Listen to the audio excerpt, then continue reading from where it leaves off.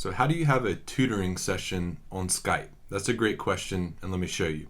First thing you would have to do if you wanted to have a tutoring session with me online on Skype is you would have to add me as a contact, one of your Skype contacts.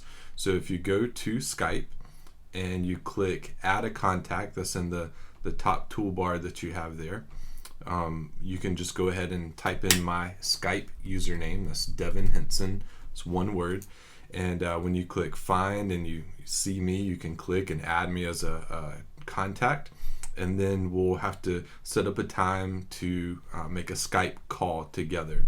All right, so that's how you actually get into the actual Skype call. Now, in a Skype call, one of the options you'll see, if you can see this kind of faintly, I'm not actually in a Skype call right now, is it says I can share my screen, which will allow you to see my desktop similar to how you're seeing it right now in this video.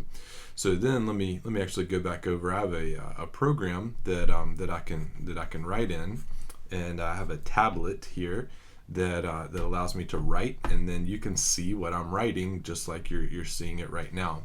So if you're working on factoring or something like that, then we can work through different problems together, and we can talk about how you would factor and or how to solve equations, or whatever class you're in, how to take a derivative if you're in calculus or whatever, and we can work through the problems.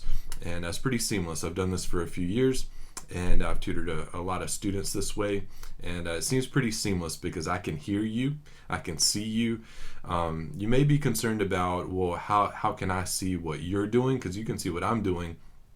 It's actually not as big of a hurdle as it might sound. If I need to see what you're working on, you can either, before we begin, send me a PDF of like a scan of whatever problems you're working on, or what I've actually found is, believe it or not, it's actually a benefit, because one of the weaknesses that most students have, I've discovered, is they don't appropriately know the language, numerator, denominator.